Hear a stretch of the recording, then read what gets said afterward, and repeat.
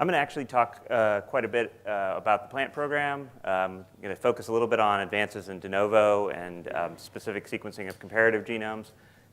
Mention a few population genetics and variation projects, and then talk a little bit about converting sequence to function, and end with the plant CSP call, the advertisement part. So these are plant program focus areas on feedstocks for biofuels. That's both cellulosic and oil crops we've worked on. Terrestrial and oceanic plants, carbon sequestration, plant response to environmental change, hyperaccumulation detoxification, and then, of course, generating pest resistance and secondary metabolites. That's the sort of scientific output. This is kind of the current plant program organization. And so what we have is a lot of genomes. These are reference plant genomes. We've got some resequencing and population diversity, some of which you've heard about here at the meeting or will hear about. Some comparative genomics going on and transcriptomics. They're not really sort of coordinated in any way. We take proposals from the CSP and the BRCs and a couple other mechanisms, and then hopefully something good comes out of it. So what we're working on is kind of reorganizing the plant program now and trying to focus around the set of flagship genomes, which I'll talk a little bit more about in a second, and really having these genomes, comparative genomes for these flagships to elucidate function, plant customization and transgenic work, resequencing and population diversity, and QTLs and phenotypes based on those, and then that tied up with transcriptomics and sequence-based functional assays. And all within the sort of, she's a plant person, all within the sort of rubric of the community organization and organization through the DOE. So this is the plant program flagships. They're along the bottom if you have never heard of them yet. Many of them are grasses. Other ones produce other things, and some of them are our models. You heard about Poplar already, and you'll hear more about it. So our plant program flagship goals are really to provide complete genomic resources that are on par with the level of things that you might find in other model organisms like rice or Arabidopsis, really to support these efforts for cellulosic biofuel development and customization for feedstocks, and then also to try to really foster communities around these genomes and around the organisms, because we need more researchers. We really do, to work on these problems because they are hard, and they're most of the plant problems are hard, but these are specifically hard plant problems for the DOE. And then build a solid foundation so we can expand into diversity and functional studies for these guys. So just to mention the flagship genomes, we've been slowly but surely updating the genomes over time. We've got a finished version of Clammy out. We've got a new Poplar version, which is version 3, which includes a really good dense map, and it has about a quarter of the genome finished. We've got a new Fiscum-Matrella version that's just about out, which is a new dense map, new back-end sequence. That's looking really nice. About half of sorghum gene space is finished now. We've got a new sorghum release that's been annotated and it's just getting ready to come out. We've been working on Brachy for about a year and a half now and have about a 50% finished version of Brachy, and then a new soybean version 2, which fixes all those problems, but not every problem in the soybean genome. And that's the finishing work's done down with me at Jane and David do that in my group, and then Shu has been working in the annotation group to really update this using a lot of new RNA-seq data for these genomes. I'm sorry, and I was going to say, the goal would be to sort of continue to update the annotations for these genomes and really become curators of both the genomes and the annotation so we can provide a solid functional base. So advances in de novo sequencing. Okay. Plant genomes are hard. Just in case I ever didn't know that, they're hard because of polymorphisms and polyploidies. These are the events that occur all over the place in plant genomes. And they bring with them these nice things like repeat content and transposons, which is kind of hard to see, but it looks like a bunch of slotted lines here because that's just a normal boring old area of the plant genome. That's not even a really hard one. But these are really important, and we care about them. And the reason we care about them is because these are the mechanisms that actually drive plant evolution. These are why crops and why plants are interesting to us is because of these factors here. If plants had no repeats, plants had no polyploidies and polymorphisms and didn't have plastic genomes, they would be microbes. Oh, sorry. Anyway, the other thing to mention here is that we're really we're working across a broad GC space range from Poplar case down to 33%. The grasses are up here at 44 to 47, about the same as human. And so what I'm going to talk about is stuff that's sequenced on Illumina, which happens to sequence well up here. This stuff down here, soybean and poplar, don't sequence as well on Illumina. They resequence fine. Okay, so 2003 to 2009, we produced a lot of genomes. They were all based on Sanger, 100% Sanger. In 2010 to 2012, we moved on to produce quite a few Sanger 454 hybrid genomes. And then here's 2013. And what are we at? We're at Illumina hybrids. And that just sort of a question of what genomes are going to be. That's going to be interesting too. So I'm going to focus a little bit on Panicum hallii. Panicum hallii is an inbred, relatively inbred diploid version of what we consider closely related to switchgrass, which is one of our favorite DOE models. It's a drought tolerance model, and most of this work's done with Tom Younger. You can see this is a transect across Texas. You can see quite a bit of diversity already there in the diploid switchgrass genome. This is Tom standing next to our favorite tetraploid switchgrass here, and you can see that they're pretty similar looking, at least at that stage. So this is our latest pipeline right now for all de novo genomes. We are starting with MySeq coverage now, which is 2 by 250, so we can get a little bit more discrimination in our overlaps between those, and we put about 20 to 30x coverage on there. We put about 20x coverage in 2 kb, 4 kb, and 6 to 8 kb LFPE pairs. These are pairs which are Nick translation pairs, which gives us really nice pair coverage and allows us to actually use those pairs for assembly as opposed to just for linking. That's what the genomes are based on. And then for high quality reference genomes right now, we're adding Sanger back and phosphidine sequence still. And then we've got dense GBS and framework maps, and then also we do quite a bit of directed sequence acquisition for the flagships. And that's Chris and Shilin in Walnut Creek and working on libraries and sequencing, and Dave in my group works on mostly on assemblies. And all this data right now is being assembled with our modified version of Arachne2 that we've been working on for a couple of years. So I'm going to throw some slides up here. A little bit of an assembly. This is a standard pipeline for P. hallii, MySeq only, MySeq plus backend sequence, and MySeq backend sequence in pairs. And just never believe a number like this. If anybody ever shows you a Contig N50 without actually showing you anything else, then they're just trying to pretend that they did something useful, okay? So here, at least you can see what the actual sequence assembled is, and sort of the best we're getting out here is about 429 megs. That's roughly 2/3 of the genome. Not quite, and about 1.2 megs on the scaffold N50. And you can see there's 18% gap in there, and that just means there's lots of repeats and things. You can see what it looks like compared against finished clones, because you should always ask to see clone data whenever anybody gives you an assembly and compare it against the actual piece of reference sequence that's accurate. You can see we're missing up here this big area, which is a large repeat in the genome that occurs many times, and we're also missing down here this repeat here that occurs there. For the boring stuff, relatively boring stuff in the middle, it's pretty accurate with the Illumina-only genomes. So we've been trying to do a couple things this year to go above and beyond the sort of Illumina-only version of these, and try to really capture as much repetitive sequence as we can and also increase contiguity. So the two things that we've been working with recently are molecular data, which you heard a little bit about this morning. I'll tell you a little bit more about it. And then also using some of the latest Roche 454 reads, which is not Illumina. It's very important. Okay, so molecular reads, what are these? 10 kb reads up to. They have very high accuracy, and they're sort of tunable to the genome size and complexity, so you can adjust the number of copies that are going in. And it really reduces the complexity of working with it. I'll just tell you a little bit about the libraries. So you start with DNA, fragment them, ligate adapters on there, amplify. Each one gets clonally amplified.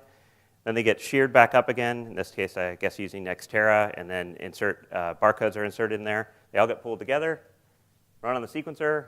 Most of our libraries at JGI are sequenced as 2 by 150s. That goes back over to Molecular, where they put them back together again in long reads and then ship us big files with lots of long reads in them. Okay, so a little bit about that data.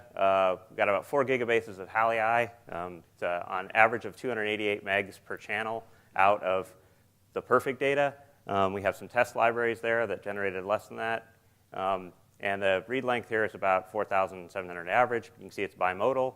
And really, because this is what's reconstructible within the pools that were barcoded, because every pool doesn't have a single piece of sequence in it. It's got multiple copies of sequence in it. You can see repeat-wise, this is a Kamer plot of repeats. It looks pretty similar to our random MySeq coverage and captures a good portion of the repetitive content of the genome, which was pretty surprising, I think, for us, but useful. But you can also see in the coverage here, again, these are the same clones that you saw before. The depth here is in the repeat regions, and you can see it's not a consistent coverage all the way across here because it depends on what was able to be reconstructed within a given pool. The accuracy is about 1 base pair error per 10 kb, which is, I like to say, is approaching the limit of Illumina sequencing. So here's some assemblies with the molecular reads, and sort of the best looking assembly here is one where we're using MySeq backend sequence and molecular data out at 444 megs, about 34.9 kb N50, and this is what those two regions look like here. Again, in the molecular, you can see we're still missing a little bit down here of this repeat, This repetitive region is almost completely resolved. This one looks really nice here on the top end of the clone there, using molecular reads as the basis.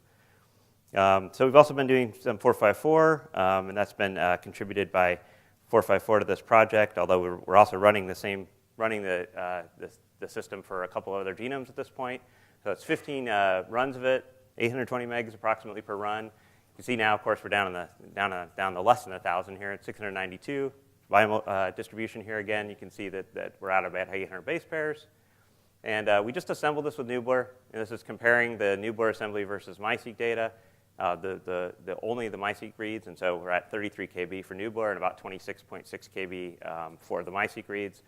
And you can see similar amounts of sequence are assembled. However, when you start looking at assemblies with the 454, we've actually got a pretty nice assembly here. This is comparison at 60 kb here in the middle at 443 megs. And that's, you can see what the same regions look like again. You can see we still didn't completely resolve this repetitive region. This looks pretty nice using the MySeq plus the 454 and backend sequence there. So to summarize that, the molecular reads are highly accurate and easy to use, and they allow lots of access to repetitive sequence, provides for less complex Illumina sequences, and what we're mostly interested in using Moleco for is looking at tetraploids and localizing specific sequence to specific haplotypes or homologs within the tetraploids. And then the Roche sequence gives us access to a lot more repeats than the best of the short read Illumina alone. That's not really surprising. It's 4 times the length of our individual reads. And it's good for inbred plants and easy to go from there. It's not so good for outbred plants, and I'll say something about that. Just for comparison, these are our last 3 plant grass releases, Brachypodium, foxtail millet, and sorghum bicolor. These are the raw assembly numbers coming out of those. You can see that not only do we capture almost the whole genome in very large pieces for those from the Sanger side, we also are in the hundreds to 300s of kb for contiguity. So there's still quite a bit of ways to go, but we're getting a little bit better. Okay, so to talk about the 454 and why it's not good for tetraploids, this is a switchgrass mapping population. Switchgrass, as you know, has 4 copies of everything, and so we sequenced it with 454 long read technology plus some short read technology, older 454, and we ended up with a lot of contigs. And so we've been working the last couple of years on building a really dense genetic map, and we're doing this for lots of projects now where we take a structured population, go into the structured population, identify SNPs from the parents, and then just resequence the heck out of the structured population and build maps from it. So we can build independent GBS maps, or we can build maps that are based upon assembled contigs and scaffolds. So this is switchgrass case. We identified subgenome differences that's within the parents, and then typed them in the offspring. And this is all done pretty quickly, informatically, done by Jared Chapman in the analysis group, and just identified 51 MERS that differed on the last base. And then we generated a bunch of markers, and it's about 100,000 for AP13. And then the final map has about 550,000 markers on it, which starts to get in the realm of actually being useful for us at 550,000 markers. And so just to show you what the maps look like, it's based on 250 offspring. And this is against foxtail millet, which is a pretty closely related, but not that closely related to switchgrass. And you can see that we're getting pretty good contiguity out. It looks pretty good, although there's obviously no recombination in the centromeres here areas. And this is, of course, flipped in switchgrass versus foxtail millet for that chromosome. So it looks pretty good. We're putting that together with a rather complicated and obscure and absurd pipeline where we merge all the 454 sequence based on knowing the polymorphisms within the individual subgenome variation, and then assembling them, linking them with all of our linking data, and producing pseudomolecules. Jerry's working on that in my group, and that's allows us to order about half the sequence into chromosomes, and that's into subgenome-specific chromosomes. Talk a little bit about population genetics and variation, and really going beyond the genome projects. One of the projects that I've been working on for a little while now is about beans. And this was really started as a comparative project for soybean. And also, because Phaseolus has 1 copy and soybean has 2, it's diverged before the last duplication in soybean. That's what beans look like, in case you've never seen them. This is with Phil Perry and Scott Jackson, and you can see there's Scott, and he looks like he just had some good beans. And this is just an example of Phaseolus versus looking at soybean, and you can see that for the most part, we've got 2 copies of everything from the Phaseolus genome or Phaseolus chromosome to soybean. And here is a zoomed in region, an example of looking at two different chromosomes, GM8 and GM15, which are the paleo duplication in soybean versus the common bean scaffolds. But we've gone a little bit beyond that with this project. We raised some USDA funding to create a reference genome for a common bean sequence, and then we've partnered with some of the other groups in the community that are working on this. One of the things that we've done is resequenced race pools. These are these modern pools that have derived from the wild pools. And here's a couple of wild pools, and here's the modern pools down here. And these are all done with pooled sequencing. We're working on analyzing what happened in common beans during the domestication, which pools came from which ancestral pools, and what admixture is in those pools. And just to show you what that looks like, these are the wild beans along the top up here. These are the landrace beans. These are the beans that you're most familiar with, since no one eats the wild beans.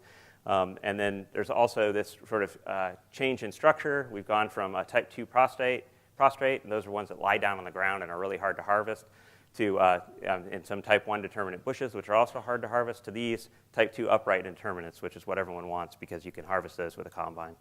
We're mashing that up with QTL data from the USDA Bean Cap project so that we can start to compare things with our domesticated genes with things like seed size and tolerance and nitrogen use. And it really allows us not just to identify genes under selection, which you can do from genomics, but also to directly test them against various phenotypes that have been collected in the field trials. And just to say something about Poplar, which you heard a little bit about, this is what the source of the common gardens here for Poplar. And the JGI has now resequenced 917 mutant strains to about 28x coverage and identified about 45 million SNPs, which seems like a lot. And that's Wellington and Jerry from Oak Ridge, and then Wendy and Joel from JGI. And there's Jerry looking pretty good with one of his little poplar trees. That's out in Placerville, although they don't look like that anymore. That was the first year they were planted. And so what they've been working with that is to take those SNPs across all these mutants and then mash them up with their dense phenotyping here mostly on wood quality and growth characteristics, and then add metabolic profiling on top of it to really get into the pathways. And then do GWAS using the SNPs combined with the phenotypes and across the genomes. Here selecting, in this case, extremes of the phenotypes and then looking at what the differences are. And then really identifying causal SNPs and synthesis pathways to figure out what's actually going on the biological level here with the poplar trees. And that's the goal here is obviously to improve yield and modify the wood quality. Most of you have probably heard about phytosome, even if you're not a plant person and you haven't been to it. What we're trying to do is get all of this SNP data and resequencing data pushed up into phytosome. This is work that's done by Rick and David and Ufi for SNP calling. And this is an example of the poplar tree. There's 16 right now available that just came live a couple of days ago. And you can go in and pull SNPs for specific genes and look at it, or you can go in and actually try to identify specific SNPs that are associated with specific things. This one happens to be the little red SNP there, which is actually a stop codon, or at least a frame shift in the middle of a coding sequence. So our goal is really to try to make all of the JGI large-scale resequencing data available via phytosome and also via some other mechanisms, and try to recapture as much as possible. Okay, last part here, converting sequence to function. This is switchgrass again. I just like showing pictures of switchgrass. Okay, so the JGI Plant Gene Atlas, this is a CSP 2013 funded project that's led by this esteemed group of people here, Sabia, Stefan, Gary, Tom, and Jerry. Each one of them has sort of been spearheading a specific organism. And this is really to try to push in transcriptomics and then push into function space here for these flagship genomes. So we're developing dense RNA-seq sets and also amplification pipelines for small tissues and LCM, small RNAs, methyl-seq, and 5' to 3' capture techniques, all as part of that for 5 different genomes: Chlamydomonas, Fiscometrellus, soybean, foxtail millet, and poplar. And then we've got some sample sets going for some other ones. And just to explain to you why this is different than just putting in a CSP and saying we're going to send you 100 samples, is that they all have biological replicates for the 100 tissues and conditions. There's standardized RNA isolation for each one of the organisms and standardized metadata collection for each one of the organisms. And then we do RNA QC and then qPCR validation for the results in my group. They all come into the JGI where they get sequenced with a standardized RNA-seq protocol, and then we do a standardized analysis, And then the goal is to recapture all this data and then make it really available through widespread distribution through Phytosome, and then also as a direct plug-in to K-base. And essentially, when you go to K-base to analyze a transcriptomic experiment, what you will see there is a bunch of standardized samples to compare against instead of having essentially nothing to compare against. So the goal is to make these flagships more useful. Okay, and so this leads into the CSP 2014. As you know, if you're here, that the deadline is approaching, April 8th here. And for plants, what we're really asking for is to try to focus more on flagships. And so here, proposing more JGI transcriptomes for focused experiments, additional sequence-based readouts for things like ChIP-seq or DNase hypersensitivity, methyl-seq, et cetera, for targeted biological questions, and trying to engage some of the emerging technologies such as DNA synthesis. And ideally, a project would include a collection of all of those things together. And then we've got genetic population variation towards trace of interest. I talked a little bit about that already for resequencing and comparing with things like phenotypes and Indians and GWAS studies. Those should be related to the flagships. And then also, we're doing comparative whole genome shotgun, which would be equivalent to the first slide I showed, which is comparative genomes, which means that it'd be Illumina only, essentially, at this point for these. But for species that can be directly related and compared and can elucidate through comparative genomics some of the functions of the flagships. Okay, and then rather than, I think I sort of pointed out most people who are here already in the did most of the work. So rather than thanking the people who've worked on the projects, I thought since it's a user meeting that we should thank the users of the projects of the plant program. And so these are a whole bunch of them, not all of them, of the plant program users. And they're really why we still do this and why, at least in my case, why I go to work is to work with people on these projects that go out into the community and support it and push science forward for the plants. And there's still some room down here on the slide. So, okay. Thank you.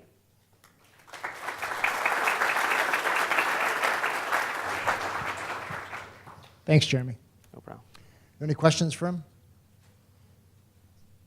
Just the absence of PacBio and the move back towards 454. Or yeah.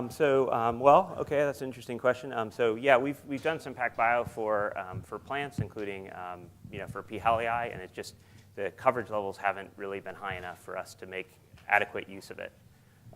And actually, respective to PacBio, the Illumina libraries are actually getting good enough that we need PacBio to be better than it is to be able to actually make good progress using it. So that's yeah. I mean, there's some PacBio slides, but they kind of got cut out. Yeah. Jeremy, how do you see the sort of the mix of plant program projects between this comparative genome sequencing and the functional work? How do you see that? Is it purely driven by the proposals, or do you think we're going to be moving more in the direction of the functional studies? Yeah. So I mean, one thing that I tell people when they ask about the CSP is that if you can come up with it, you can submit it. But what might happen is there will be some organization up front before you get to the point of submitting a proposal. And so Dan's actually asking about the question of how much comparative would we do relative to how much functional stuff. And I think we sort of view the functional aspects of this at 50% of the program. I mean, we're pushing as much as we can into that, primarily to make more, to make the things that we've already produced, the plant flagships, much more valuable. Rather than there just being a genome out there so that you could go look at, there actually be resources to be able to go in and do stuff to those genomes, to those organisms.